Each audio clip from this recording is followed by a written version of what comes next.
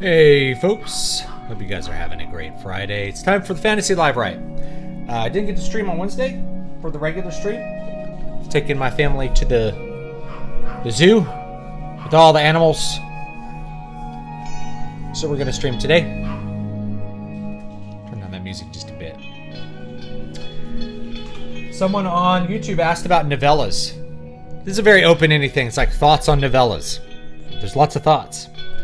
Should I write them? Should you write them? Should you not write them? Do you like to read them? What qualifies as a novella? There's a lot of questions there, so let me go ahead and I'll answer everything that I think people could have questions about as far as novellas. So, first of all, what is a novella? A novella has no defined length. It just means a shorter book. So, usually for publications, novellas are going to be between, say on the short end, 12,000 words, which is really like a novelette. That could come up with other words from that. So a long short story, 12,000 words. On up to, some people will say a 50,000 word book is a novella. I'd say the upper end of novella is probably 35 to 40,000 words, right? Once you get past that, you really are getting into full-length books. And there's a little bit more going on with full-length books. So some famous books that fall into some of these categories. Most of H.P. Lovecraft's stories are novellas. They're in the 20 to 30,000 word range, or really like 15 to 30,000 word range, depending on which one you're looking at. So At the Mountains of Madness would be a novella. I think The Shadow over Innsmouth would be a novella. I think Whisper in Darkness would also be one. I'm trying to think of specific ones versus, The Color Out of Space is a little bit shorter. I have to look at some of the lengths. A lot of Robert E. Howard stuff is around the 20,000 word mark, which would be a novella. The Old Man and the Sea is, I think, 30,000 words, which would be in the novella category. By the time you get to Great Gatsby, you're in the 45 or maybe 50,000 word range, which is the shorter side of a full-length novel. There's no defined definition for it. What are the benefits of a shorter book? So I write a lot of shorter books. I wrote this one live, The Sorcerer's Blood. This really is a novella. It's quite narrow versus something like Needle Ash, which is quite thick and has a lot going on. This one's around 105,000 full-length book.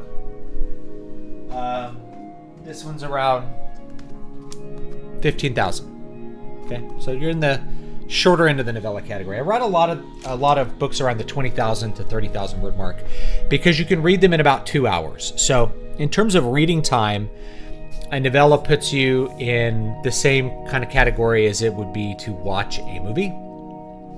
And so that's a pretty good length. Now, the problem with novellas is, what do you do with them? So in the past, there was more opportunities to publish novellas in a widespread mainstream format. Right? We had lots of fantasy and science fiction magazines. They would publish novellas serially, or sometimes all as one large thing as part of the magazines. This was, how H.P. Lovecraft published virtually all of his works. They were in magazines. They weren't as like self-contained books. A lot of those magazines have gone away, and the ones that are still around tend to want submissions that are significantly shorter than 20,000 words. I write a lot of 20,000 word books. I'm trying to think of all of them. Crown of Sight, Farewell to Once and Future Kings, Wasting Desert, Sorcerer's Blood. Eyes in the Walls is a little longer, but we put it in the same category. Let me think if there's any others that I'm forgetting about. Garamesh and the Farmer would be on the shorter end of what we're talking about here. So I've put out at least 6 in that range, maybe 7, depending on if you want to count something like City of Silver, which is in the 40,000 word range. That's really kind of pushing it towards short novel. So the advantage of novellas, now, though, is that you don't need a magazine to publish them in. You can just publish them on Amazon as an ebook or indeed as a paperback, right? This is an 8x5 paperback, great little format for a book. Looks good on the interior. Pretty easy to do. I have tons of videos on the channel for how to take your manuscript and turn it into a published book. So that's all doable. So you can develop your audience just writing novellas. I have found that the books that get the most ratings are all on the shorter side on Amazon. So if you look at most of my books that have more than 50 reviews, they're all on the shorter side. So I'm trying to think about them. Crown of Sight, Eyes in the Walls, Voices of the Void, that's one I forgot. All of those have a ton of reviews. Muramasa and Water of Awakening have a ton of reviews, but I think that's just because they're old. Like I put them out 7 or 8 years ago now, so they've just been out for a long time. And even though they weren't hyper successful when they came out, but they've accumulated reviews over time, and so that's helpful. Okay, so yeah, you can just put them out on your own, and they work just fine. They work just fine on their own. The thing is that what most people think of as a book now is not a novella. Most people are accustomed not even to reading short stories. It's just not part of most people's reading habits. They read longer books, and I think it's a niche that you can fill if you want to write novellas. I chose to master that format for a while, really because I feel like with the way people's lives are and their attention spans, there was a real opportunity to have success with shorter books. People can read them in a shorter amount of time, internalize them, take them in, take in the message. It also makes it a little bit easier. You can write a 20,000 word book in a weekend if you're really dedicated and you have some experience. Michael Moorcock used to do this. So you could write one in a weekend if you really wanted to, or you could take a week to write it. That's pretty cool that you can start a project and end it in a week and like have a complete product at the end of that week. That's really good. And so that's another advantage. So the big advantage would be you can get a reader to complete it a little easier. You can finish it a little sooner. It's not a long-term project, but a short-term project, which is a great way to build success, a great way to build your feeling of like I'm doing something and I'm completing projects, right? Short stories are even better for that because you can write a short story in a night. You can write a short story tonight. You could write 7 short stories this week if you wanted to. If you really put your mind to it and you knew how to like focus for 2 hours straight, you can write one in 2 hours. That's great. So you could write a novella in a week, get that project done, and then more books, more opportunities for readers to find you, more things in your catalog for readers to like or not like. A lot of opportunities there. I still write longer books, but I found that with longer books, there's a little more effort in convincing people to read them. And then once they are reading them, to get them to finish the book, because they're going to have to read it over several days. They're not going to sit down and just read your 100,000 word book all day, right? They're going to read it over a week or 2 weeks or 3 weeks. So a novella has a big advantage there, in that you're going to be able to get people to read it. Okay. Problem is, you're not going to find people. You'll never publish traditionally a novella in 2024. It's just not going to happen. There's no magazines that want novellas. If they are, I haven't seen them. They'd have to maybe give you a special invitation, in which case you've already had success with something else, right?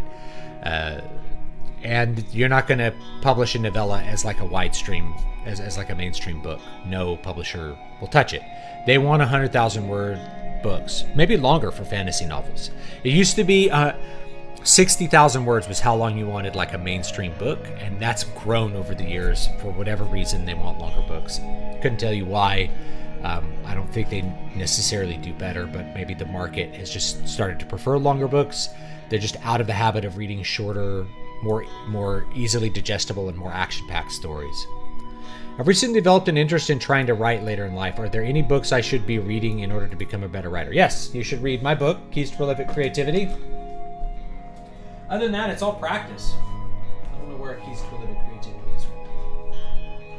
It's around here somewhere. It's another short book.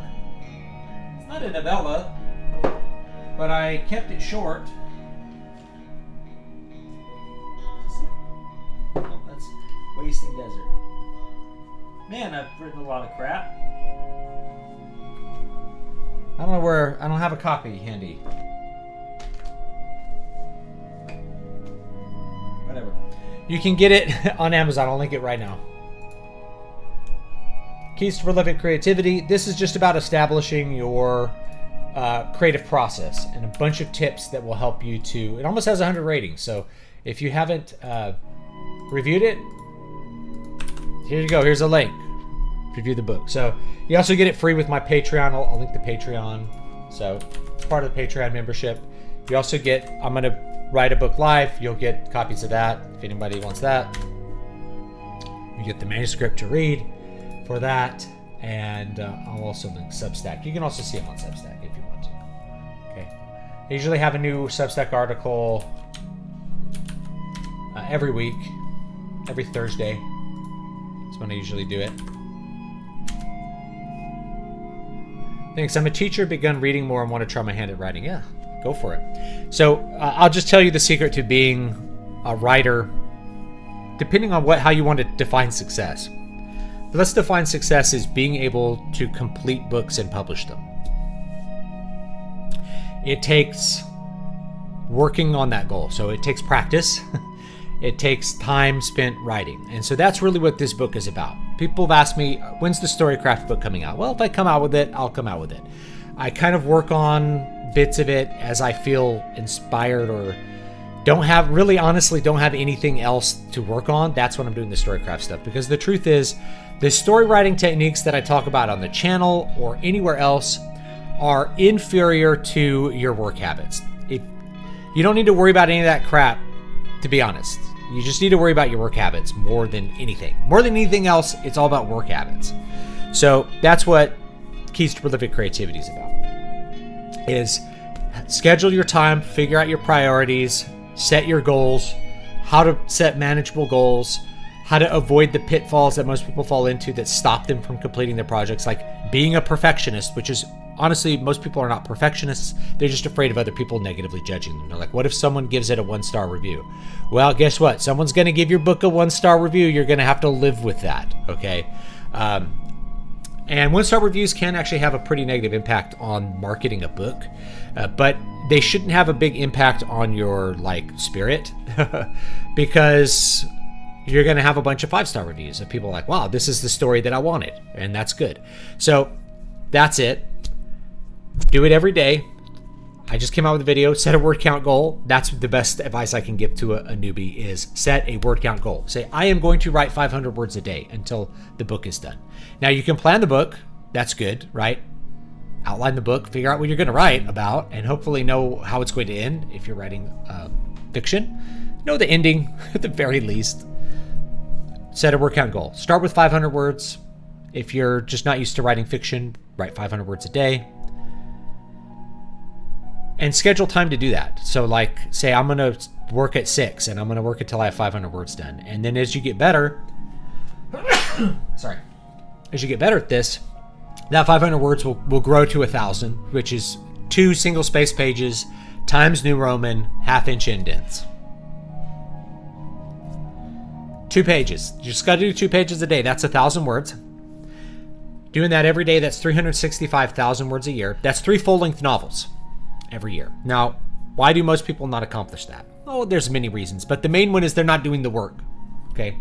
They're not sitting down and writing the book, which is what they should be doing. Instead, they are doing something else. They're being like, I don't feel inspired to work today. Well, you're never going to finish your project. That's just how it is. Sorry, you have to push. You have to suffer. Why don't you have a six-pack abs? It's because you didn't suffer enough for them. That's why. Okay, you shouldn't really have to feel like writing is suffering, but there's going to be times where you don't feel like writing and you need to push it out. You need to figure out how to do it. You need to figure out how to work every day. If you don't have that down, then you're probably not going to finish your project. And there's a bunch of things that will make you better, but the big one is doing it every day. So if you were sitting down and working on your craft every day, You're going to be getting better at what you do every day. You're going to build on the lessons you learn every day. The manuscript will grow until it's completed, and you'll be able to finish a first draft. That's the first big giant goal that you can have, is finishing that first draft. But the finishing the first draft is really bunches of little goals. Like, I'm going to write 500 words a day. You do that for 100 days, and then you have The Great Gatsby. Not that hard. 100 days is a third of a year. It's not even a third of a year. So you could just do it in a semester. I'm going to write 500 words a day for this semester.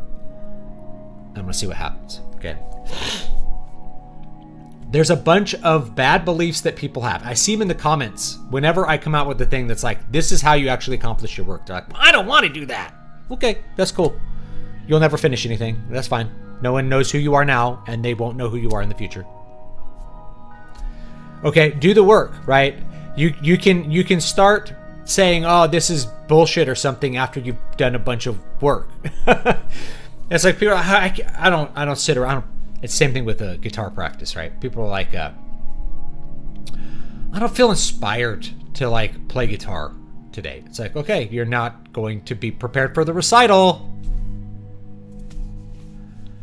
I don't want to play piano today. You won't be prepared for your recital. This is different from like an existential thing, and I've gone through this too. That's why I stopped playing classical guitar. That's still like a frequently watched video on my channel. I stopped for a bunch of reasons. Hearing loss was one. The awful guitar scene is one. Like, classical guitar scene is a bunch of crabs in a bucket. The audience is all guitarists. All the guitarists hate each other. None of them have ever gigged. So you're like, if you put yourself out online playing classical guitar, you're going to get a bunch of comments from nobodies who've never played a gig in their life telling you how bad they are. They can't play a single piece. That's what you need to know. But it's going to impact you, right? Just like those 1-star reviews. So if stepping on a classical guitar, it's going to be like, instead of 1-star, you get 2 1-star reviews and 34 5-star reviews.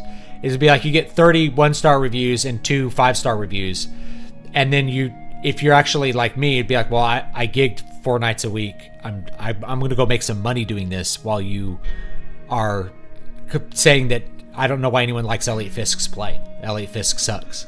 Things like that. Elliot Fisk is a famous classical guitarist who was a student of Andres Segovia, another famous guitarist. People hate him. People hate him because he breaks his note. He plays with passion. And sometimes the notes aren't always clear, right? And the way I hear a lot of classical guitarists talk, they just want to listen to a robot, man. Just listen to an AI play. No string noise, but the AI plays. No buzz notes, no nail clicks. No breaking it from hitting your string too hard. None of that happens. Go listen to an AI play. Well, what I want is, it's like, do you actually want to listen to a person that's good at guitar? Or do you just want everyone to suck so that you can hopefully be good at the one and a half pieces you actually can play? Anyway, that's the classical guitar scene. Another reason I quit. But I got to a point where it's like, I don't enjoy this as a whole. I have been playing the same repertoire for 10 years, and I've been gigging on it for 10 years. This was more than 10 years ago at this point that I quit. Been gigging on it for 10 years. I'm bored to death of it. Any of the stuff that I would want to play, I don't have an opportunity to play, so it's not fulfilling me artistically. And then you get to a point where it's like, it's not even really putting enough money in the bank to justify the amount of practice that it takes to keep those difficult pieces up.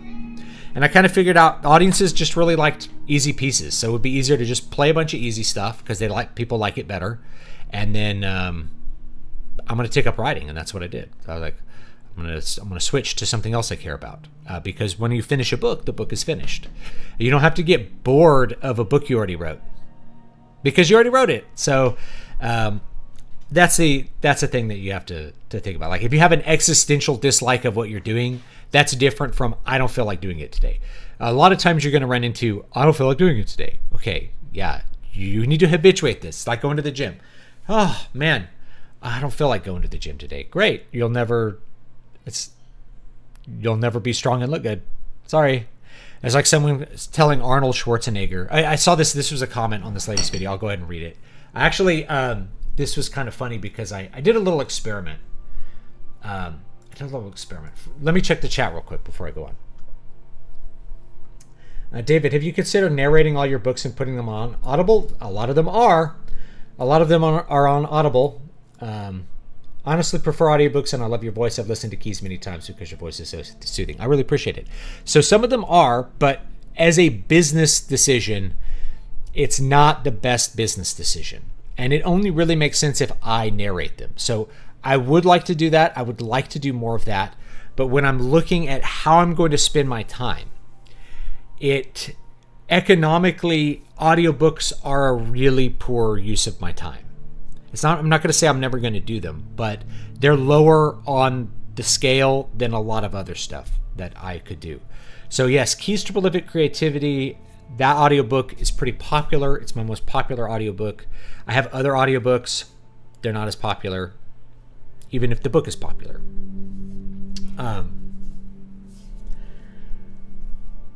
It's okay. Like, it's not a big deal. But you have to think let's say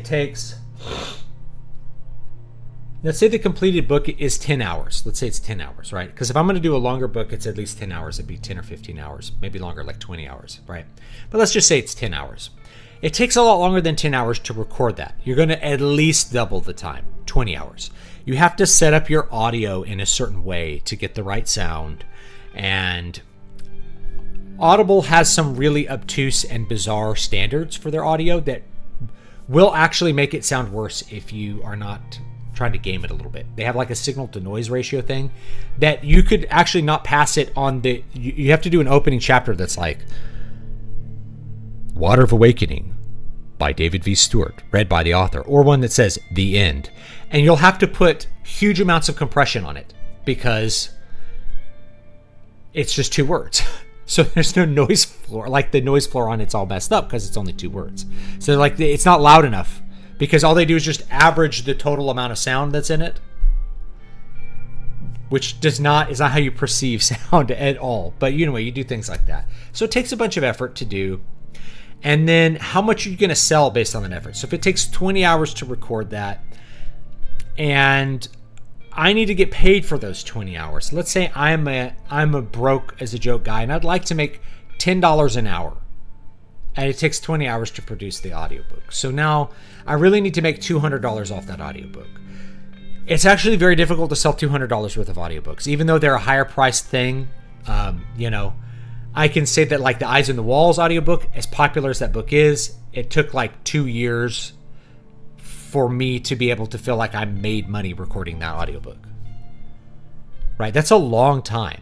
Whereas the Eyes on the Walls, whereas the Keys to Prolific Creativity audiobook, it's like I made money on it instantly because people love productivity books and they like to put them in their ears while they're being productive, like doing dishes and listening to a productivity book. I do that, so that was successful, but not all of them are going to be successful. So when I weigh that, it's like I could spend that 20 hours writing another book, and that's probably a better economical use of my time and a better artistic use of my time because I want to write more books. That's the main thing I want to do. And this is a thing that I'm constantly asking myself about, how much content do I need to make? How much writing books do I need to? I want to maximize the creative stuff. I want to be making music and I want to be writing books. I don't want to be marketing things all the time. I don't want to be running A/B ads.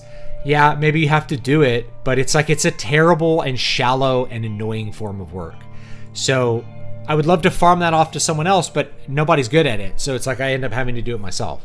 And I put the thing where it's like, it would be great to have a secretary do this. It's like, but none of them are skilled enough to do it for the right amount of money. So there's no reason to do it. You just have to figure out how to do it yourself. Anyway, that's why there's not more audiobooks. I would love to record more of them. It's mostly a time and economics thing. Is my time is so limited. I have maybe 2 hours a day to myself every day, and in those 2 hours, I need to work out, eat a meal, because that goes with it, and I have to do everything I do for this channel, and for my publishing business, and for my music business, and for Substack, everything. I have to do everything in that 2 hours a day. That's all the time I have to work, because my family takes priority, and my family also fills up the corners with lots of stuff, right? I had to cancel a stream because it's like, we really want to go to the zoo. It's like, we have to let that stream go. There's not going to be, it's not an economical use of my time to stream most of the time anyway, right? Like people aren't throwing $100 worth of super chats at me every hour. So it's just not, it's not like a really super productive use of my time. I like to stream the fantasy Livewrite stuff because that's 2 hours of work I would be doing anyway. So I can just do it in front of people. And I've thought about just doing this all the time whenever I'm drafting. Even if it's books that like you guys have never read, you don't care about.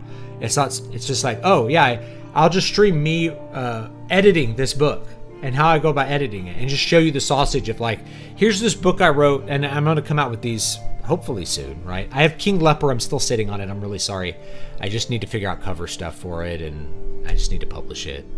I've thought about crowdfunding it. I really hate crowdfunding. I hate it so much that I'm just like, I told my wife, I'm like, man, I hate crowdfunding. I hate it as a consumer, and I really don't like it as a creator either. She's like, so don't do that.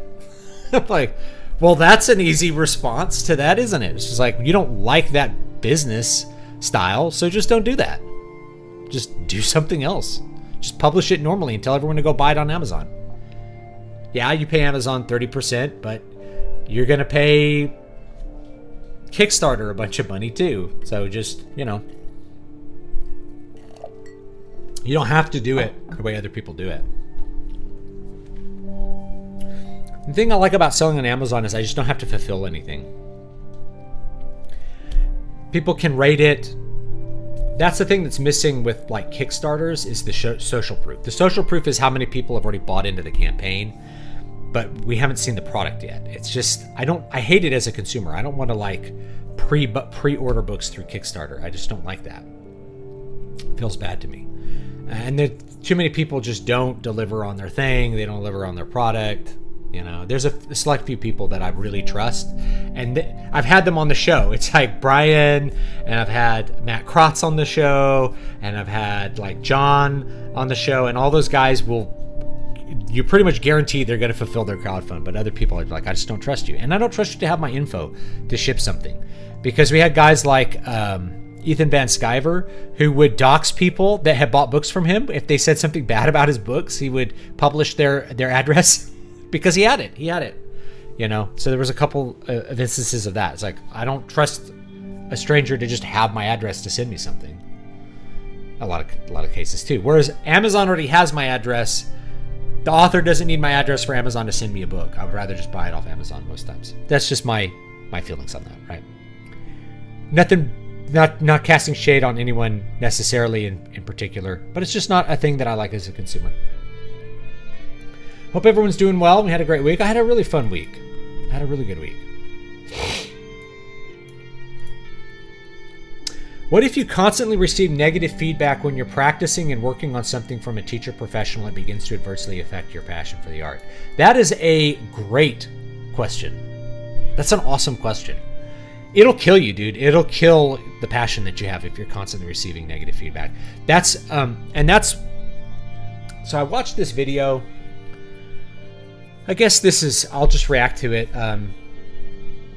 It's a guy, he has a really small channel, and the channel's like documenting him practicing guitar. I'm like, okay. There's some things I want to say to like young people who think about doing stuff like this, which is don't do it. Don't do it.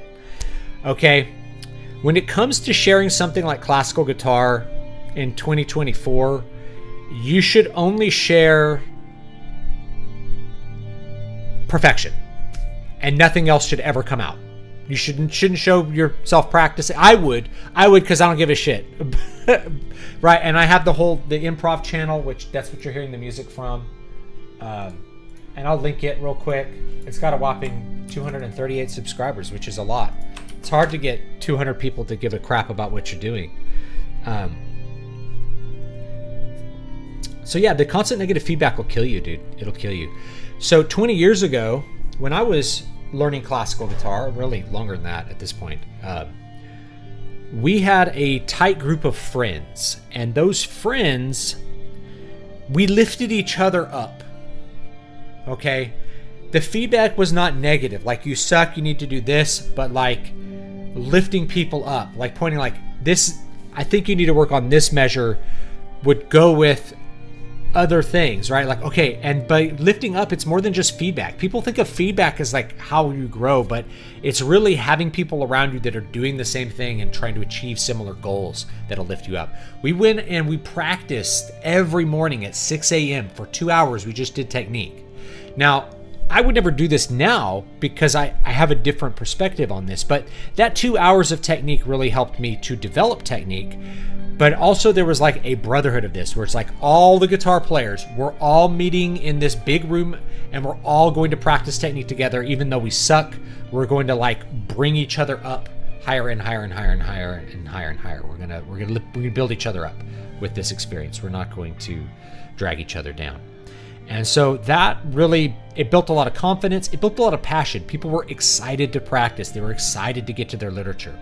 I used to do a thing where I would, every semester, I'd go down to the music library and I'd just clean out the classical guitar section and I'd go sight read as much stuff. And as soon as I found a piece I liked, even if it was completely obscure, no one had ever heard it before. I had never heard anyone perform it. There's no CDs available. Awesome. I'm going to learn this piece. I'm going to play it this week.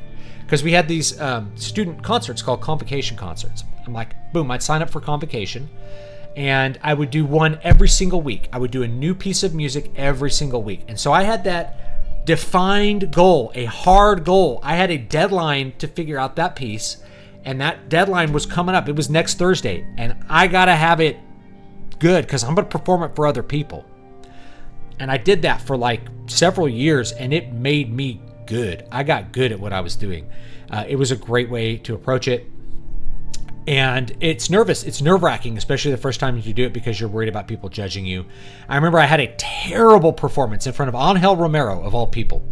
This was 20 some odd years ago, but my nerves still get me, right? But my nerves got me and I couldn't play. Just like couldn't play. Now, I asked people afterwards, they're like, yeah, you're making a lot of mistakes here and there. And I was like, all I could hear as I was playing was like nail clicks and like buzz notes. I just couldn't play. The nerves got me. They like killed me. But learning to control those nerves, going in and practicing every single week and then performing, I learned to control those nerves. So yeah, what really brought us up was everybody encouraging you. You could do this. What are you going to? Now I was doing it. Other people do it. Oh, I got to do a convocation too. Stu's doing one. I'm going to do one too. I'm going to work on this piece. I'm going to make it good. And I'm like, you got to do it too. Come on, we're going to do all guitars.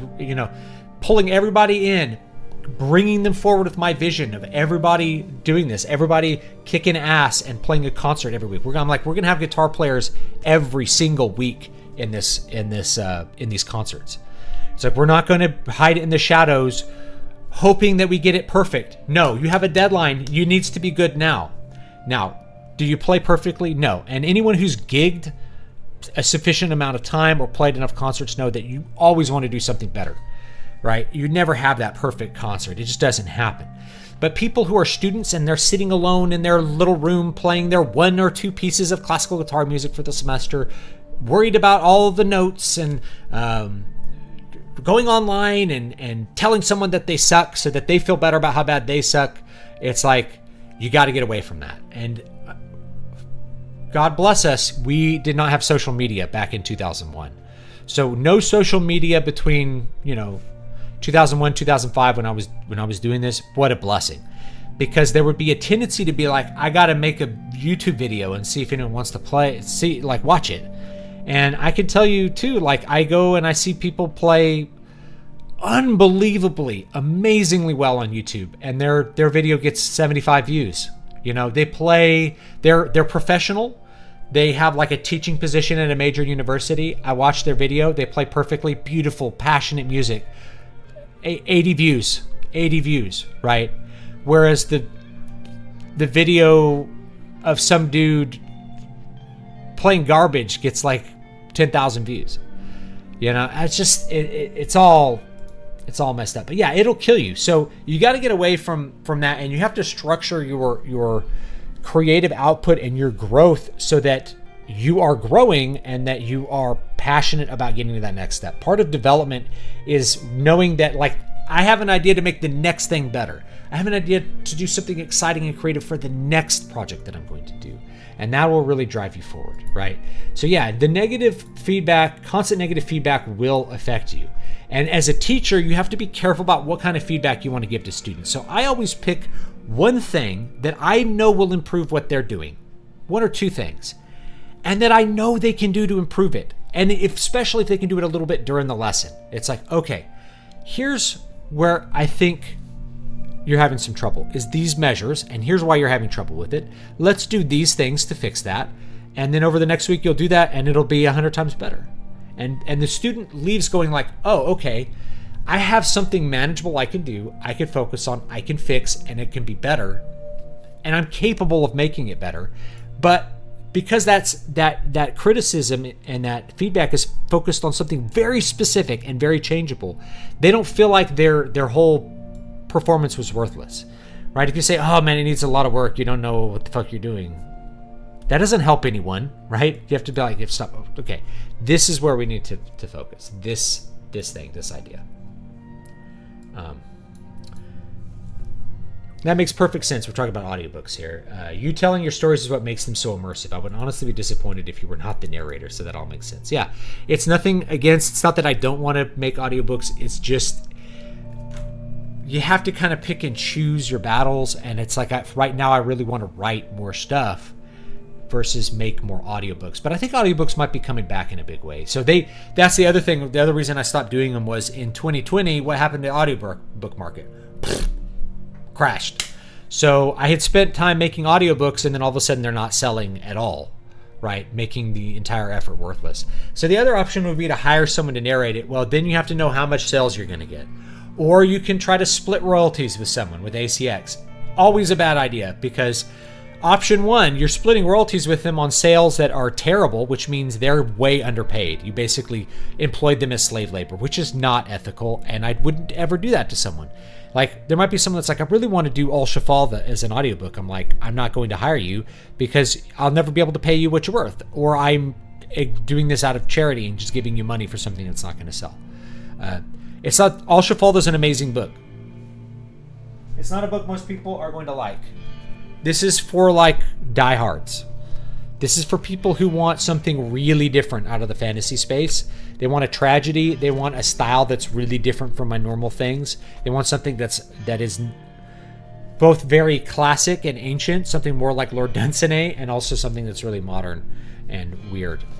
So I don't expect that one to sell. I wrote it knowing it was weird, and I have the option of doing that. That's what's cool about being indie, is you can just, I'm going to write a book that most people aren't going to like, and I don't care. But you'll like it. You know, if you're a creative-minded person, you'll probably like it. Anyway,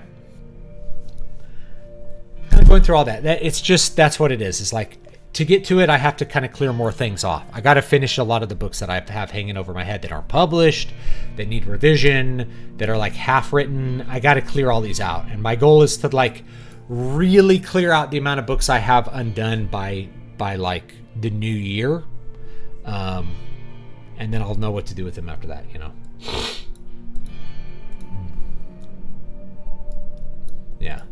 Thanks for all the info and help. I often have students who don't feel like doing their work. When it comes to writing, I'm going to have to give myself the same encouragement I give those students. Yeah, just write 500 words, write a page, just see if you can do it, right? And this is something that happens with practice. The more you practice, the better you get at doing the process. So you're going to struggle. It'd be hard to sit down and focus for an hour to do work. Like it's just hard, right? You're not used to doing it, and that's fine. Especially any task that you're not used to focusing on. You might be really used to focusing on StarCraft or something, but like it's different when you're writing a book.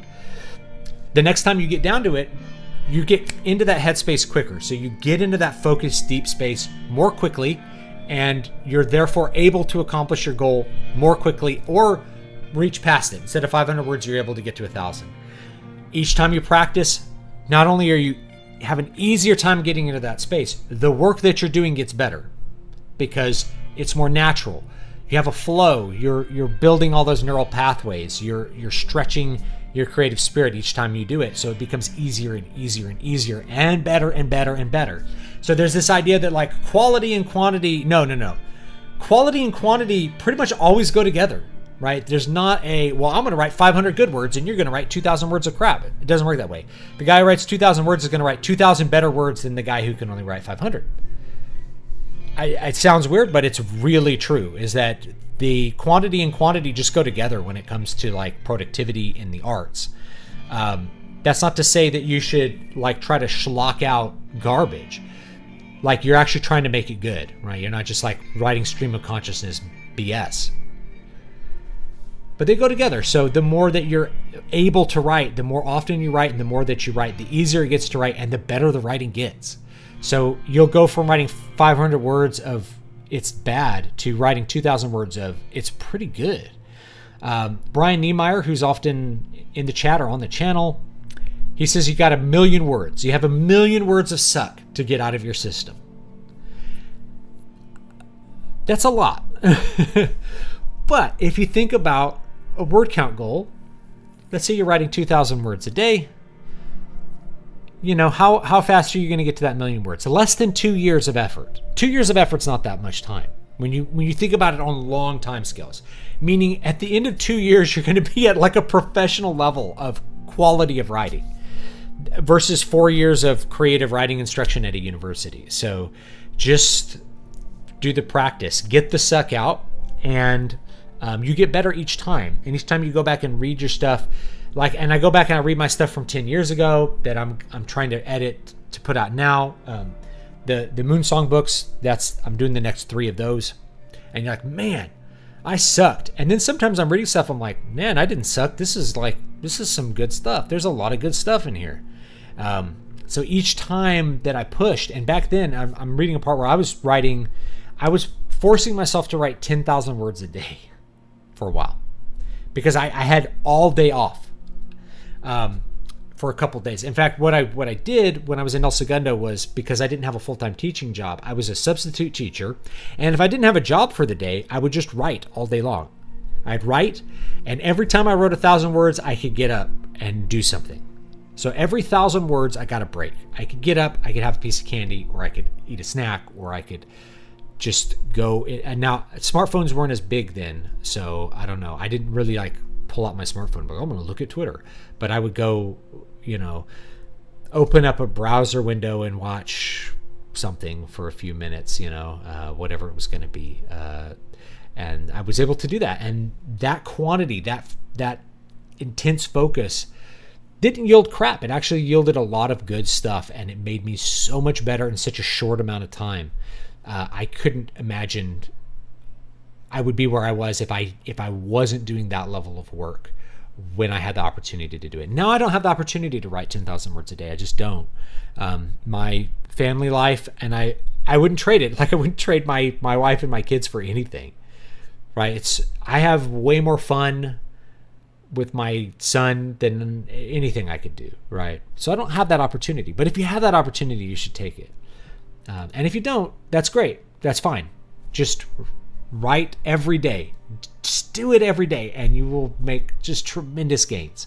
You will look back on what you start now and look back on it next year and be like, I can't believe how bad I was. It's like the fact that you're able to identify how bad you were shows just how much you've grown. It shows just how much incredible growth you've been able to achieve. Sorry for the sneezes. Yeah. I think the reason for all that is because people are so overstimulated, they can only handle quick dopamine sort of content now, in a sense at least. Yeah, I understand. I'm not sure exactly what you're referring to, but it's a great point, right? People want that quick dopamine response. If you want to go deep, if you want to be able to focus, you have to learn to wean yourself off of that dopamine response or really control it. So let's say like I'm going to write 100 words. Start simple. Write one paragraph. Now you can look at Twitter again. Set a timer. 1 minute of Twitter. 2 minutes of Twitter, whatever it's going to be. Give yourself 2 minutes to look at Twitter or Facebook or whatever. Flip through TikToks. I can watch 2 TikToks. Okay, then I have to disengage and do this. After a while, you won't need to disengage. You'll be able to focus for a long period of time. But you have to build that muscle. And this goes, by the way, for people who have, things like ADD going on or some other large impediment to their task focus is you have to just know yourself and figure out what do I need in order to like reset and get back to where I was going? You know, this idea of like some people are able to sit in a box in a room with no distractions and like work. Some people can't do that. I have a window. I like to have birds. When I'm working alone at night, I'll bring up I'll shine a light on my process because this is a Livewrite, even though I haven't started writing. I'm more doing the stream from Wednesday for this first hour. I will open up a window of like somebody walking around with a 4K camera in like Japan or like India or somewhere. They're just walking around on a street and there's just people, right? And so I put that up in a corner. So if I need to disengage for a minute from the document in front of me, I can look at something. It's not intrusive. It's not like I have to think about what that is. It's just a view of something that allows me to disengage from the intense focus, to think about what I was writing, or just to back up a little bit, get out of that moment and think kind of about the whole thing. And then I will put on music, like the music that's in the background. This is from my channel, right? I'll put that on. And so that'll get rid of any noise that's there. And again, I like instrumental music, no words, because if there's words, I'm going to start paying attention to those words. It's going to take me out of the writing. But if it's really like ambient stuff like this, if it was, I can link a couple of good channels. I've linked them in the Discord before, of like dudes who do 2-hour-long keyboard improvs with like all their synths. They have their synth. I'm like, I love it. You know, just give me some cool textural synth stuff. I want to hear you experiment and like do something relaxing, and I'm going to work. I'm going to write a couple thousand words while you do that. And that's kind of what I did with the channel, right? That's what I did with the guitar channel, was like, I want things that have elements of interest here, but are mostly about a lower energy level, an opportunity to be distracted, but not something that distracts you. That's different, right? A window is an opportunity to be distracted, but it's not distracting. You have to stop, look at the window, and see the squirrel on the tree or something, or the bird I have bird feeders outside the window. So those things are good. And my wife likes them too. She works in this office. This office is weird. On the other side of this is another desk facing this way next to the window. So she has like the bird feeders, and while she's working, she can look at birds, right? So it's an opportunity to disengage for a few seconds, but it's not something so interesting that you just forget, right? Opening up TikTok while you're working is probably gonna like nuke your productivity. But looking out a window for me doesn't do that. But you need to know yourself, so start slow. Another thing I recommend for like musicians is practice with the TV on. So this was a thing I did in the 90s because my ability to practice was garbage. I had no attention span, and what attention span I had was often completely nuked by the time I was able to get home and actually play guitar at 6 p.m. I was busy all day in high school, so that I was at school at 7:30 and I didn't get home till 6. Sometimes I didn't get home till 10 o'clock at night because I had band rehearsals and stuff. So when I was practicing guitar, I'm like, I need to do this. I don't know how to practice, but I figured out that I could turn on The Simpsons and practice tremolo, practice technique, do scales, and just kind of have this alternating intention until I developed enough kind of focus musculature that I didn't need that anymore. So it was helpful. And so you can try that if you're somebody who struggles with task focus. Find a shallow thing that will do well for you, and make sure that you have your shallow time has some distraction there. Like if you're answering emails, watch a video while you're answering emails. If you are entering data, watch a video while you're entering data. If you're practicing tremolo, watch a video. But if you need to go deep, you gotta get rid of that. Nothing with words. That's what I do. Nothing with words. People will give you 15 seconds if they don't know you, but they'll sit and watch a 3-hour live stream if they're invested. Yeah. The pressure you feel with your books is what I feel for my music. The amount of music I have to finish and release is a lot. I want to move on to other things. I feel you. You know, it's there. And I get that pressure. It's like, man, I have to be really selective about what you do. You got to learn to say no a lot. While on the subject, recall we mentioned the recent influx of public domain free films, audiobooks on YouTube. My aunt, cousin, teacher says take some netter to the written and some to the verbal word. Yeah.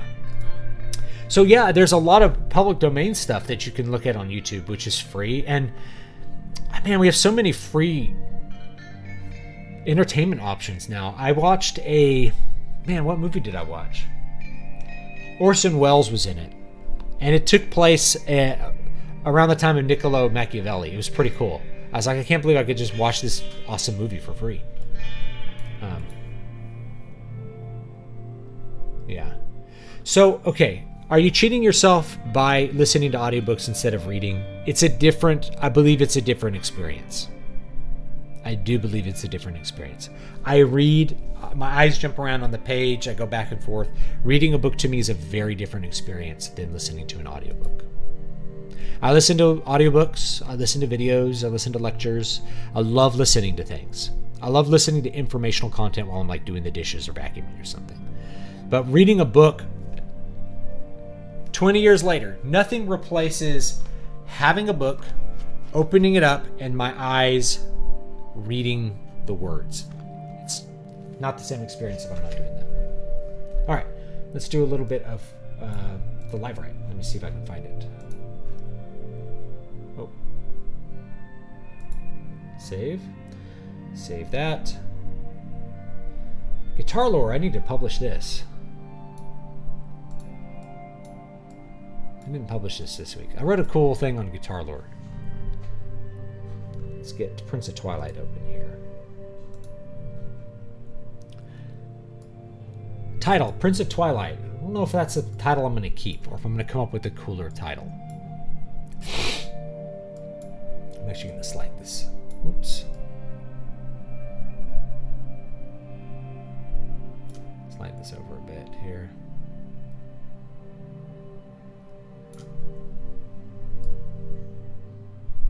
There we go. It's pretty good. Alright. You know, and I got the chat up here. Make like a little pop-out chat or something. There we go. That's good. Right over there. Yeah, you can watch me. Oh, I'm wearing the same shirt. The same guitar. You can put on that hat. And then I have the hat right here. Here it is. Yeah, you can put on the Lufkin hat. Trucker hat. All right.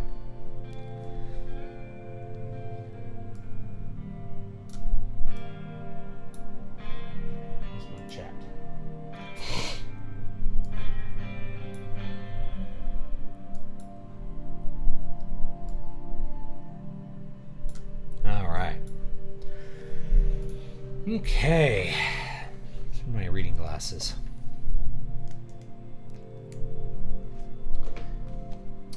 So this chapter is really going to be about Victoria figuring out what to do here.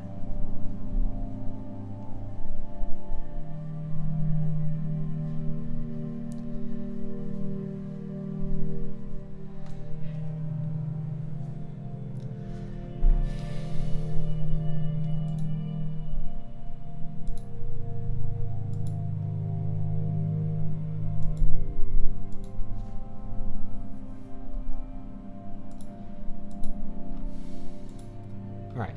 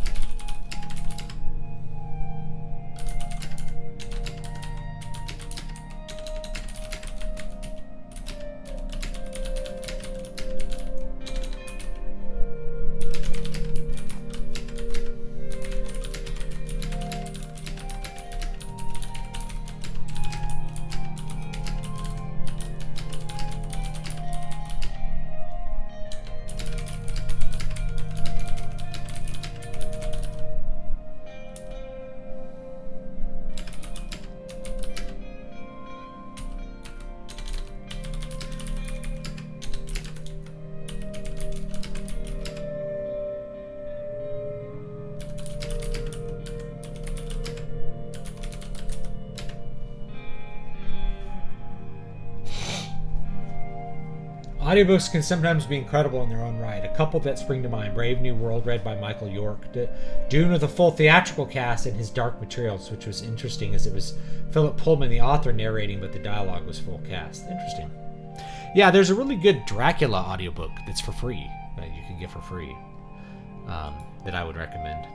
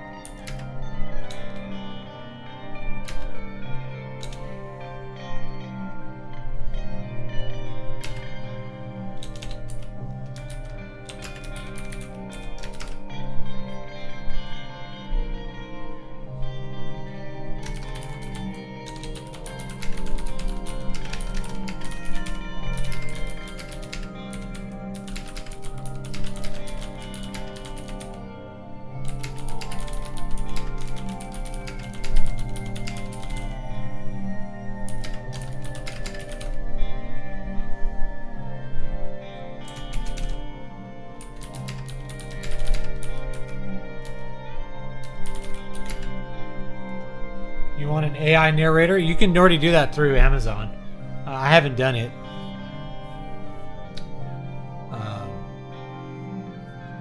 I haven't done it. I mean, I go back and forth. The one I would really want to do it on is Demon Ex Machina. But for whatever reason, Amazon doesn't let me do that. There's some kind of error with the files. I don't know. There's all kinds of weird little things that they have to work out that they never work out. And I could probably show you guys.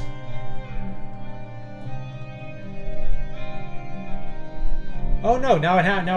Now it hasn't. Check it out. All right, let's do that. Add audiobook with virtual voice. Let's do that right now. Why not? We'll check it out. Because this makes sense because it's about AI. Okay, let's listen to it real quick. Let me turn down the music. Let's listen to all this, okay? I'm gonna pause that. Let's listen to this. Let's make a decision. You know, this will be fun. All right, let's see here. American English 1, feminine. His manner was not effusive. It seldom was. But he was glad, I think, to see me. Sounds kind of With hardly African. a word spoken. His manner was not effusive. It seldom was. But he was glad His manner was not effusive. This sounds Seldom kind of was, African American but here. He was glad, I think, to see me. With hardly a word spoken, but with a kindly eye, he waved me to an armchair, threw across his case of cigars, and indicated a spirit case and a gasogene in the corner. His manner was not effusive. It seldom was. But he was glad, I think, to see me. With hardly a word. His manner was not effusive.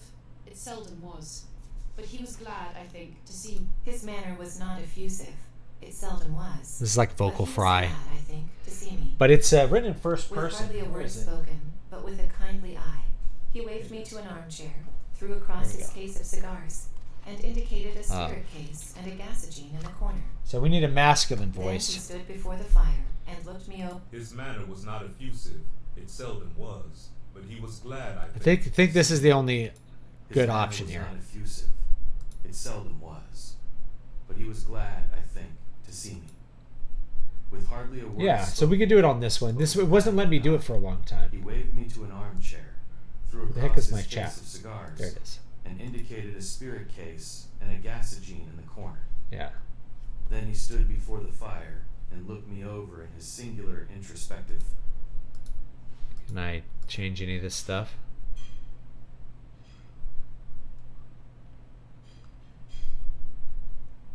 All right.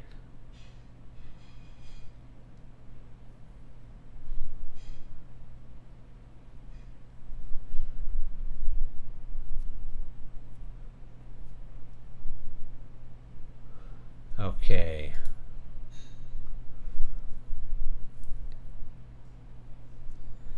Do an ebook add-on. Let's do must be $3.99. Let's do $3.99. $3.99. Why not? British 2. It's also feminine. His manner was not effusive. It's more like. Seldom was. Let's listen to him. Okay. His manner was not effusive. It seldom was. But he was glad, Sort I of think, received to see me. pronunciation. His manner was not effusive. This is slightly Seldom posh. was. But he Slightly was posh. glad, I think, to see me. With hardly a word spoken, but with a kindly eye, he waved me. Here, we'll to listen to an all of armchair, them real quick. threw Here's across his here's case of feminine cigars, 1. His manner was not effusive. It seldom was. But he was This glad, is I think, to almost see me. neuter. With hardly a word spoken, but with a kindly eye, he waved me to... His manner was not effusive. It seldom was. But he was glad, I think, to see me. Neutral American Hardly a word accent. spoken. Oh, his manner was not effusive. It seldom was. But he was glad, I Little think, higher. to see me. With hardly a word spoken, but with a kindly eye, he waved me to an armchair, threw across his case of cigars, and indicated a spirit case and a gasogene in the corner. His manner was not effusive. This is African American. But he was glad, I think, to see. His manner was not effusive. African It American. seldom was. But he was glad, I think, to see me. His manner was not effusive. It seldom was. Vocal fry But he woman. was glad, I think, to see me. With hardly a word spoken, Kind of West but Coast. with a kindly eye, he waved me to an armchair. His manner was not effusive. It Received seldom was. pronunciation and His manner then was kind of not posh. effusive. It seldom was. That's what they all But he sound was like. glad, I think, to see me. With hardly a word spoken, but with a kindly eye, he waved me to an armchair, threw across his case of cigars, and indicated a spirit case and a gasogene in the corner. All right. So the question is, do we want this one? His manner was not effusive. It seldom American was, English 2? but he was glad. His manner was not effusive. It seldom was. Do I feel like this guy has a high voice or a low voice? With hardly a It word was some weeks spoken, later that I but with received a kindly secure eye, message from he Ron. waved It me read to an simply, armchair, threw been across his sniffing case for a of while. Can't cigars, find the farm and just yet. indicated a spirit case and a gasogene in the corner. Then he stood before the fire and looked me over in his singular introspective fashion.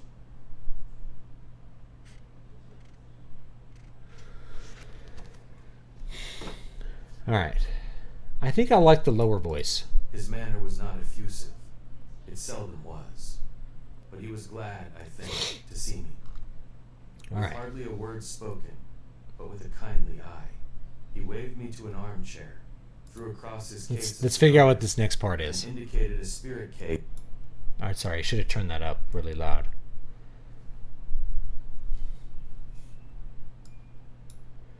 Hold on a second.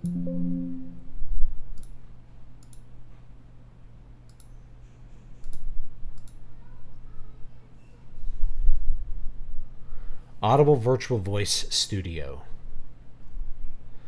Start and end reading locations. All right, let's check this out. Add a start reading location.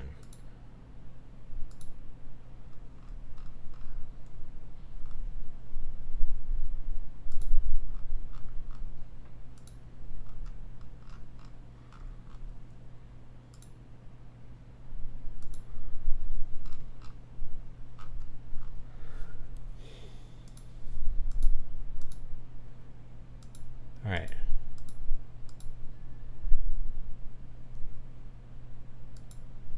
How do I add a start location? All right.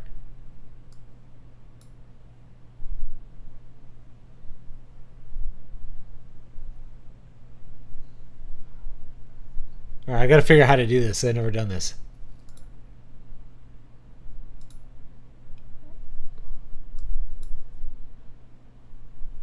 All right, can I do this?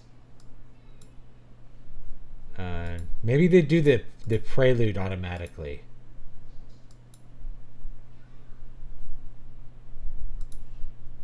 Spelled 1.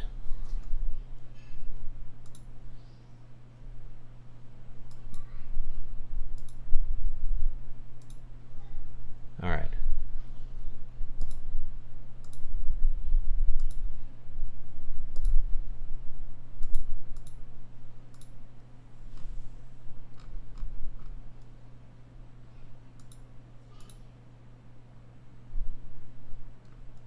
Like how it wants to like correct this stuff. No, dude.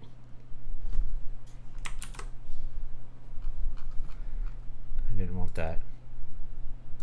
All right, that's what we want. Yeah, 2. Really want to 2.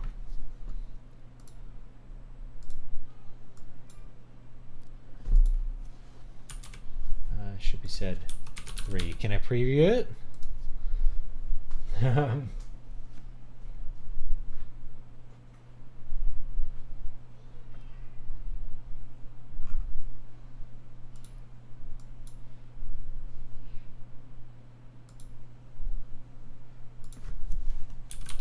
Four.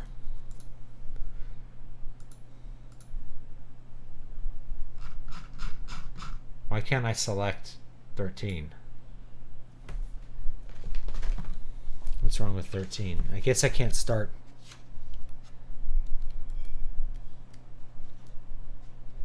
There is no 13.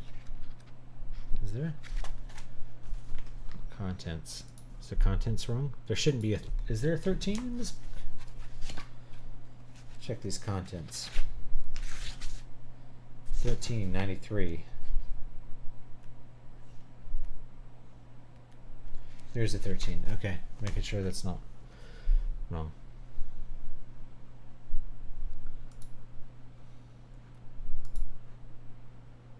All right. Oh, I can go up here. Play audio. Loading. 1. The world is full of magic, more so today than in earlier times. Then men told tales of sorcerers and demonic apparitions around hearths and campfires, yet few ever saw these things. Now, men surround themselves with flitting images and transient, insubstantial words upon objects made to channel them, and though they understand nothing of how these devices work, they yet consider them mundane. If the medieval man lived a hard life, he was still blessed to know the world. The real world, rather than the ephemeral, ever-shifting fey we call cyberspace. The world of technology, supposedly man-made, has made us forgetful beasts. The ever-present net of things coils through human memory with its eternal and unrelenting filtering of information and ideas. Even now, I can scarcely remember all that has transpired to me. Things which were once as clear as day are now hazy, like the remembrance of a dream. So I'll tell you what's wrong with this performance, having studied this at the graduate level. The intonation is actually off. So if you notice, as we play again, you'll notice that it's not coming, multiple sentences are not rising to a dominant and falling to the tonic the way normal people talk. So it's a dead giveaway. Like speech, you can usually tell AI speech because it doesn't do the intonation of the voice correct at all. It's not like a, he sounds young, but the reading is like a junior high school boy. Yeah. American English 2.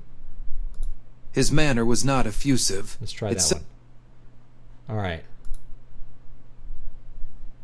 Things which were once as clear as day are now hazy, like the remembrance of a dream. That is why I must make a So the flat sounding part is that it doesn't do it intonationally wise, right? Like, let's go up here and we just listen to it for a second. The world is full of magic, more so today than in earlier times.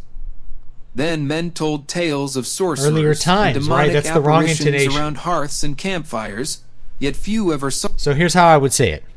The world is full of magic, more so today than in earlier times. Then men told tales of sorcerers and demonic apparitions around hearths and campfires, yet few ever saw these things. Now men surround themselves with flitting images and transient, insubstantial words upon objects made to channel them, and though they understand nothing of how these devices work, they yet consider them mundane. If the medieval man lived a hard life, he was still blessed to know the world, the real world, rather than the ephemeral, ever-shifting fey we call cyberspace. The world of technology, supposedly man-made, has made us forgetful beasts. The ever-present net of things coils through human memory with its eternal and unrelenting filtering of information and ideas. Even now I can scarcely remember all that has transpired to me. Things which were once as clear as day are now hazy, like the remembrance of a dream. That is why I must make a record of it, though nobody will believe me, except maybe as part of some esoteric piece of content memorializing the insane. Internet epitaphs of tortured saints like Terry Davis, or, more realistically, the people of Final Fantasy VII House. There are elements of this memoir that should be a matter of public record, and yet I doubt anyone reading this will remember any of them. That's the way memory works now. It's rewritten like old code, moot code, erased like bugs, and pruned like forgotten features of the software that is our thoughts. I think it unlikely anyone will bother trying to corroborate anything written down here. It's more likely you will laugh and pass all this record off as some exotic piece of fiction or the ravings of a madman. And this is for the best. Don't go looking too deeply for the answers. This world of digital information is filled with layers of illusion that only the most disciplined can penetrate. And even then, one shouldn't do it if he values his life. As you will perhaps see, there are many forces, or beings, vying for control, and the maze they have constructed is not made for men to pass through. Right? Yeah, it's the intonation that's bad, and it's robotic. It's like listening to Siri talk, which I would not sell that to someone. Right now that I hear it, no, I don't think I would sell this to someone. Right? I don't know if there's another book that this would work better on, but like this first person narration, it just doesn't work right. And then, when you're going to be doing more third person, like what's going to be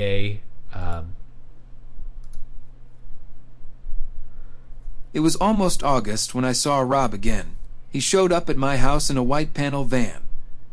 I presumed it was a rental, but it lacked the usual signs and looked reasonably nondescript. He also had a pair of coveralls in my size that he insisted I put on before we drove together to the Bay Area. I had used the time since our last meeting doing preliminary All right. Let's try number 2 again.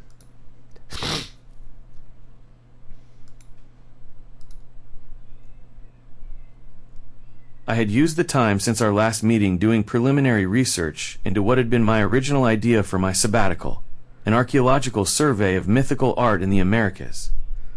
I had found even then that my focus was continually pulled away, or perhaps drawn away, to the face and the eldritch being I now believed had given rise to it. The peoples of the Americas have a very diverse set of religious beliefs related to many mythologies. My studies have disabused me of most syncretist notions of gods and religion.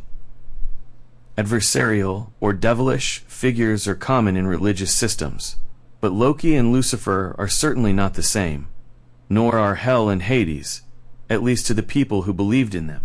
And yet, reviewing the literature on American mythologies, I couldn't help but feel a unity of the demonic among the aboriginal peoples of the Western Hemisphere. I'm going to be right back. This was not, however, in the devil role of mischief spirits in some religions, but in the gods of the Americans themselves, bloodthirsty beings of wrath, more like Moloch than Zeus.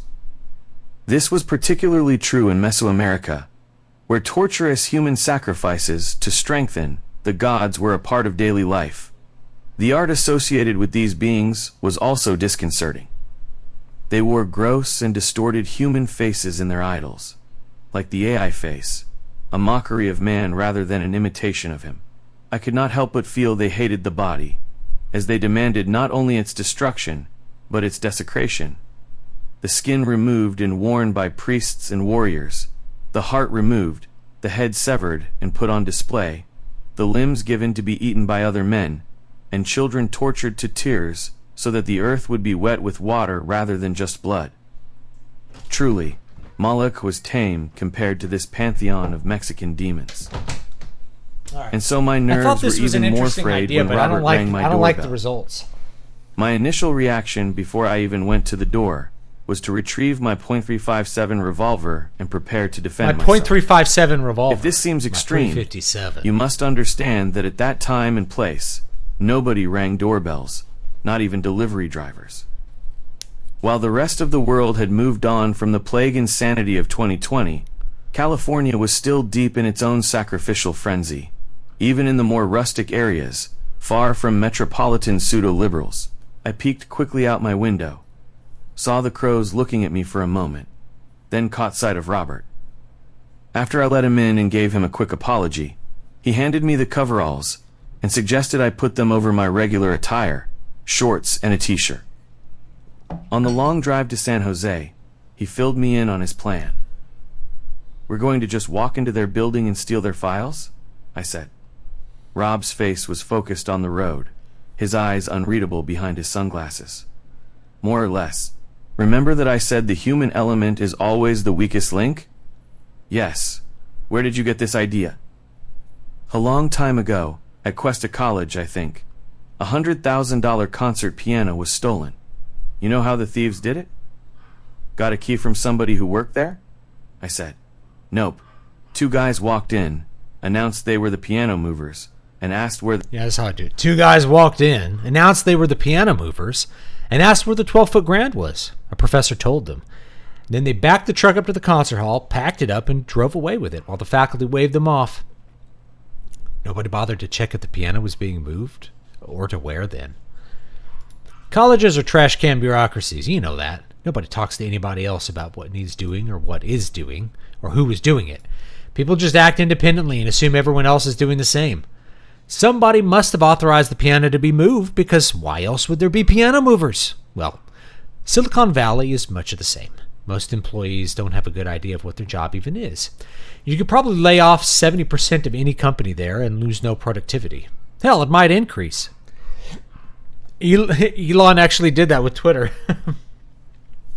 So what are we, file movers? We're refrigeration technicians. See, most companies just rent server space on a farm. But Centervoyage has to use large numbers of GPUs to do what they do, which means they're bound to have a GPU farm somewhere. That means all those prompts are running to their own address, their own assets. If we can get physical access in Pandemonium, I can do a lot. At least grab an IP address. Reasonable induction, but what if they don't have a farm where they're logged into the chat? I said. Then we spend a day driving around and breaking into a tech company. It's not like you're doing anything important anyway. On the drive across the valley and up through the Cascades, I filled Robert in on my theories, leaving out some of the more uncanny details, such as the crows. He seemed to grow more severe as I discussed the Mesoamericans. Rob, you must understand, was a jovial fellow despite his paranoid demeanor. It was rare for him not to be smiling, but when I mentioned the chicken ripped apart in Tenochtitlan, his face grew slack and his cheeks drooped. See, I wonder how they're going to say this. It was rare for him not to be smiling, but when I mentioned the children ripped apart in Tenochtitlan, his face grew slack and his cheeks drooped. We drove on in silence for a... So, one of the things I'm thinking about with this, besides it being bad, is like I'd have to go in to change pronunciation on so many words. You know, here's Quetzalcoatlism, right? What's it going to say here? If you are referring to the modern revival of Quetzalcoatlism, it's mostly an aesthetic phenomenon practiced by Chicano studies students. None of them truly believe in the gods. New, made-up rituals, new dances. Not a lived experience. No real rites. But I see in your face you are serious about it. Deadly serious. What were their rites? What did the gods demand of their worshippers? Blood. Rob nodded slowly. Yeah. Blood. You never thought about it? I sat silent for a while, watching the freeway stretch on across the flat plains to the hazy brown mountains. It's not really something we talk about. Not in the field as much as in the environment. The university, you know. Dangerous. Impolite and dangerous. Hey, your phone is off, yeah? We aren't in polite company right now. Do you know what the flower wars were? I bet you do. I nodded. The Aboriginal Mexicans would engage in warfare as a religious rite. They had specific rules, and no side would violate them that we know of. The dead were a sacrifice to the gods, and it was considered a great honor to die a flowery death and a great dishonor to resist. I try to resist syncretism. That's the abode of the madman, but I think I know what you're thinking of. Which is? What started World War I? Or maybe who? Rob chuckled. Now you're getting it. Just the tip of the iceberg, buddy. How many millions got killed so that every country, every tribe, would just be right where they were before? You open a textbook, and it says what? Some archduke got assassinated, so an entire continent went into a death frenzy for a few years? They wrote that trash down in every book like they're taunting you. What was that Norm Macdonald joke? It says in the history books, amazingly, the good guys always won. Propaganda is a kind of mythology. War is a kind of religious ritual, I said. True, I can't say these things aloud, and more. But they're essential for understanding religion. Even Christianity is about war, not between men. Principalities and powers. You war against the evil within yourself, just as the angels are at war. As above, so below. We go on fighting because war is part of our religion. Certainly, it is part of the American religion. I think in order to make this work, it would require just as much work as reading it. And it would come out worse. So I'm not going to do this. I think that this is not good. Yeah, I'm going to... I'm not going to do this.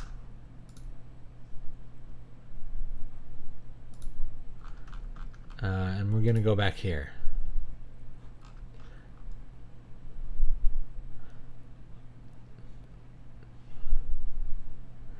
Yeah, we're going to eliminate that. I don't know how to delete it. But yeah. Yeah,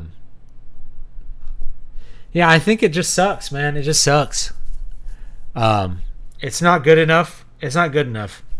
Let's just be real, right? It's not good enough for me to want to put my name on it. I would hate for someone to download that and be like, oh, it sounds like some extremely boring AI voice reading it. You know?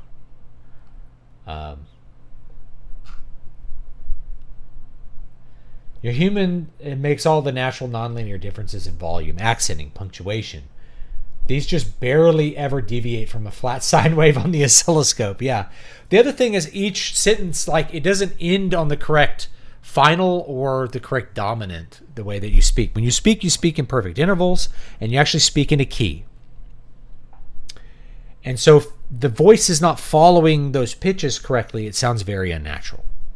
And one of the ways that we stick ideas together when we're reading aloud or we're speaking aloud, notice that I'm going up to a dominant. I'm going up to the dominant, which means that the thought is not complete, and I'm linking it to other thoughts. And when the thought is actually complete, then the voice will actually fall down to the tonic. And that's how you know something's actually finished. Right? Our pitches go up and down. They don't just go up and down randomly. There's an extra level of information in the voice when we read something aloud. Just like how having a conversation with someone where you're speaking is different than a conversation via text. Text messages are missing a lot of information that a real conversation would have in it. Text messages are missing what a real conversation would have in it. I don't know if you can hear that. Maybe you have amusia. Like you're like Ben Stein and you can't tell the difference between pitches. But that's how it works. So this AI voice isn't doing that. It's always going to sound uncanny because it is not smart enough to know how those sentences go with each other. It's not smart enough to know how the phrases link together. And I write a lot of complex sentences. You know, the sentences are complex as I'm looking at them.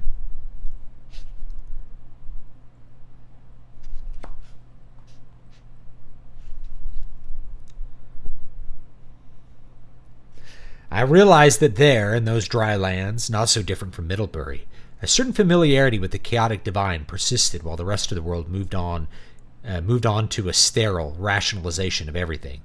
The Protestant America, stripped of this mystical mindset, was incapable of understanding or respecting the powers at work in the world beyond simple, observable cause and effect.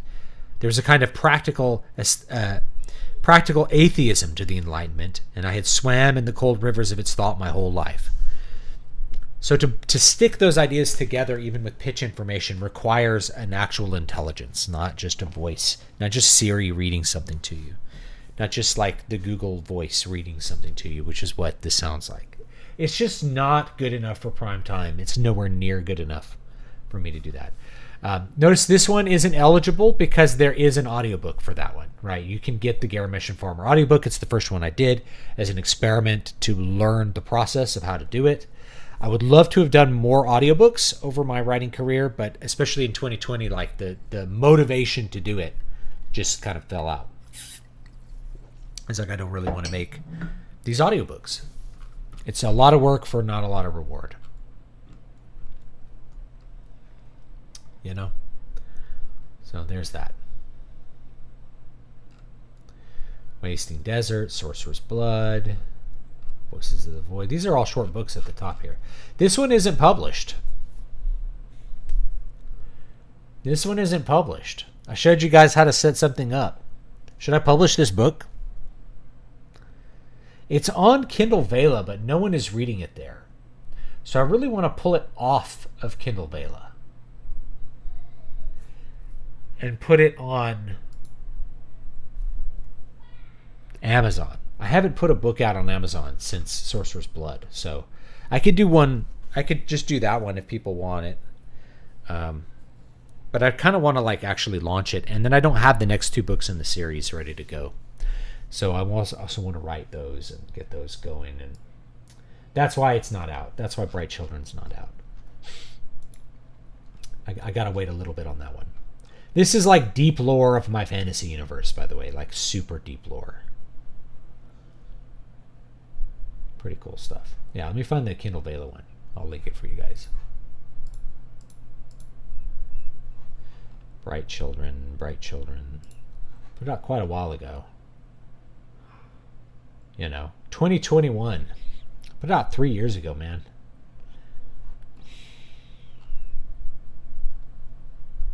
Has 47 thumbs up. Woo! Here it is. Here you go.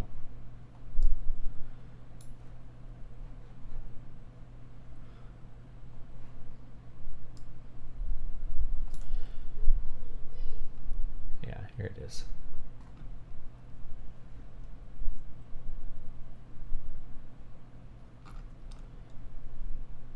It's pretty good.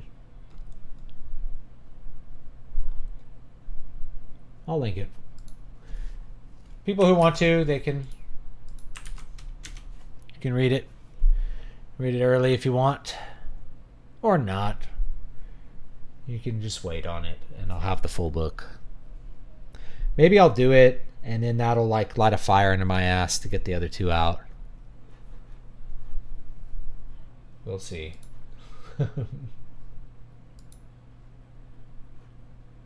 What the heck was the music? I lost the music. The music died. I don't know where the music went.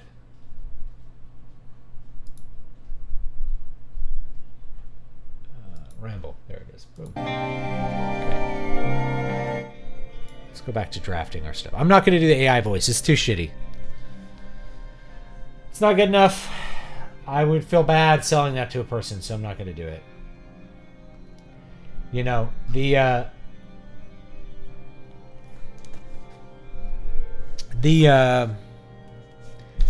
The business decision would be to just do it, because the optionality is like someone will buy it, so you'll make some money and it requires no effort. But I realized to like even make it minimally presentable, it would require a lot of effort.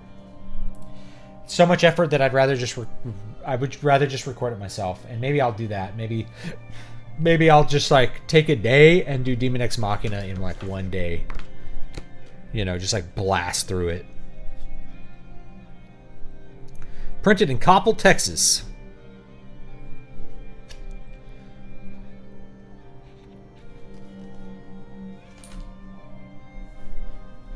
Yeah.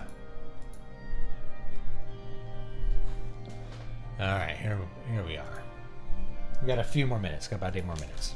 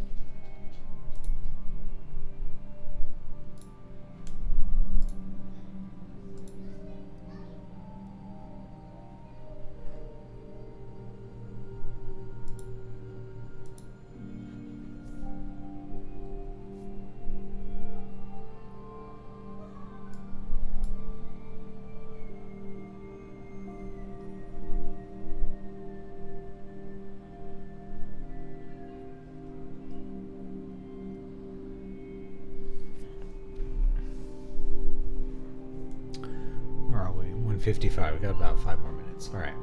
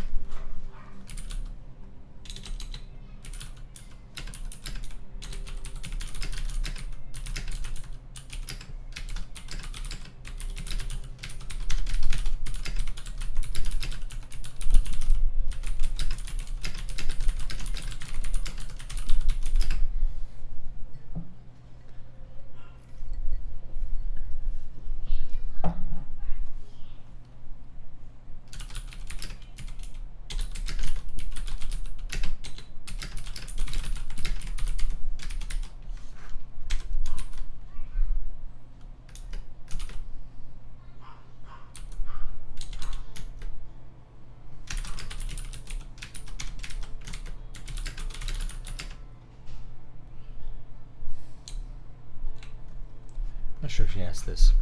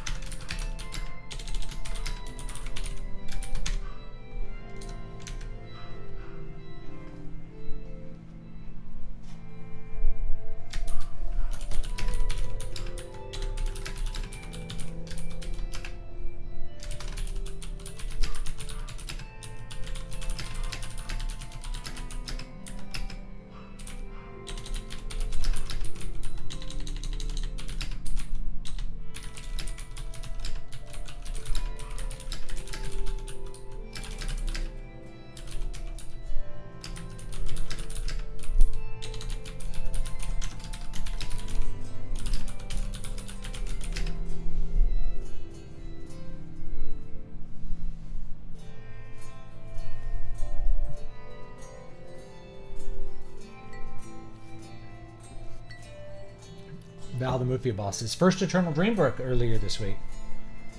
That'd probably be Water of Awakening. I went back to the spectacular and started reading Crown of Sight. I like the sincerity and conciseness of the stories. And that one's short. The first main sequence book is this one. Water of Awakening. So this is the first main sequence book. It's a little longer, right? This is a good classic fantasy tale. You want like a classic fantasy tale. That's what this one is. I had a lot of fun writing this book. It's great. This is technically number 2. This is originally released as 3 books. Now I just have it as one book, one big book, Needle Ash. And then book 3 is King Leper. I wanted to have that out already, but I've had some delays on that. The book is done, but it'll be out. If you were a Patreon member, you actually got that book over summer, all 3 books of it. So that's pretty cool. I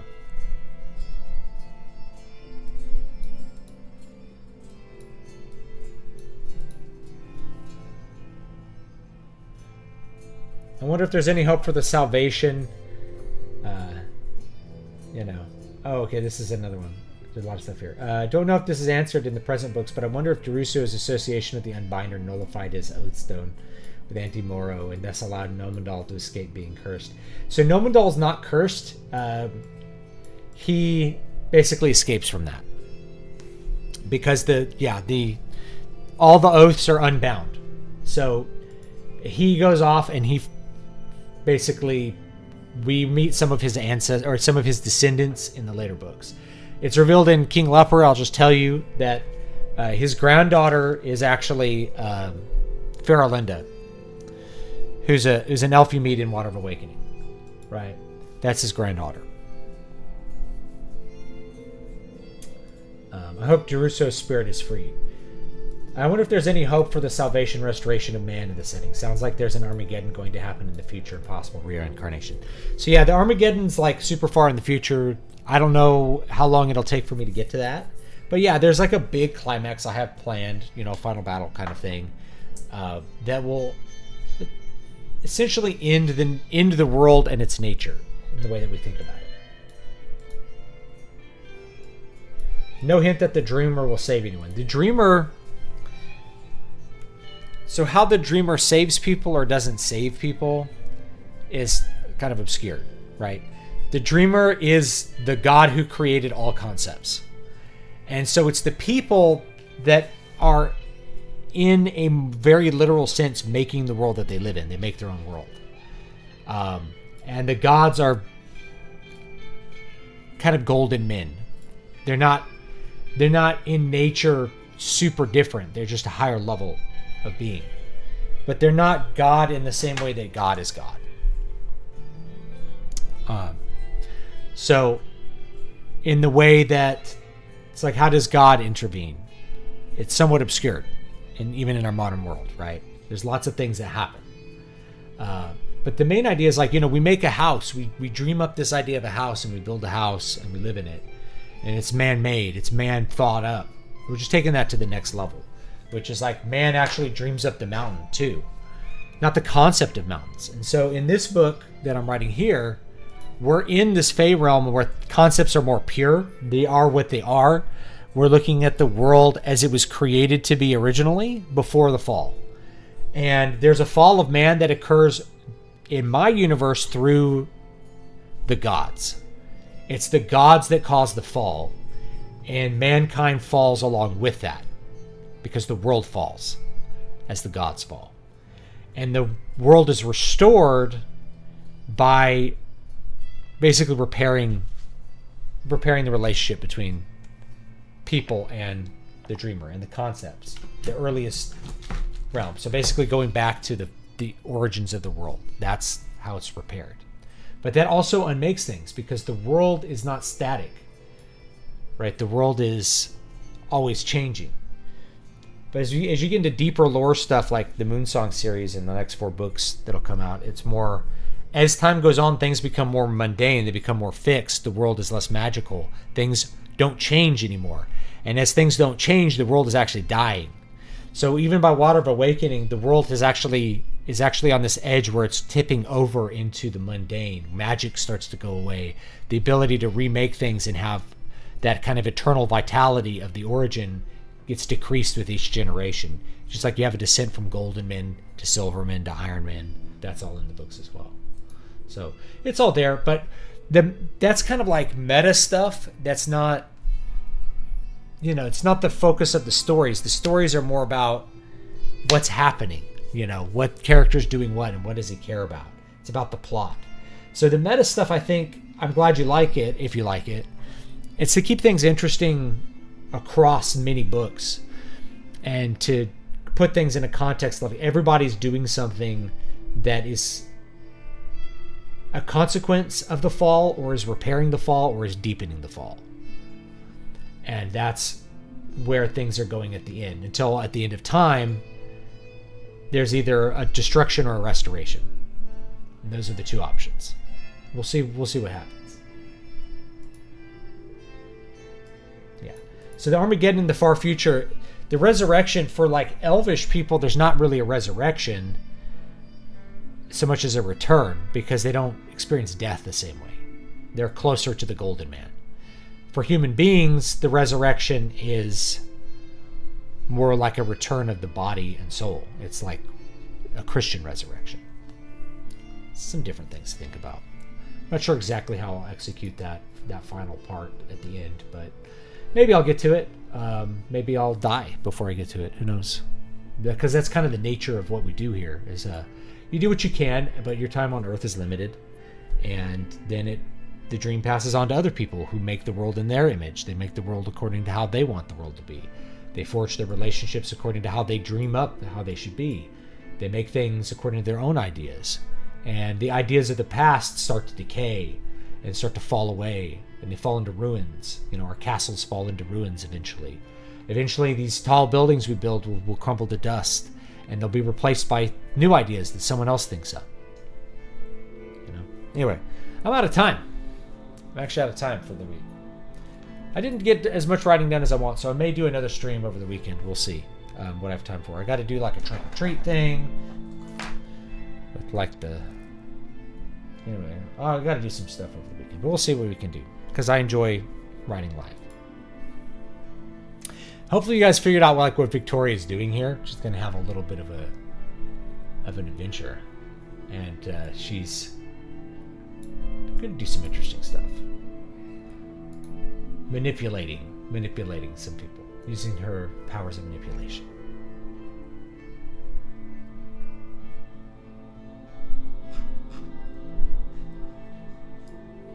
Alright, I think that's it. I'll see you guys next time. Have a great day. Oh wait, let me link everything. Let me link Patreon, and we'll link Patreon, we'll link all the other stuff. I appreciate everybody, appreciate you reading the books, I really do. I'm glad, if you liked them, I'm glad you liked them. I worked really hard on a lot of them. Substack, we'll link that. We'll link music channel.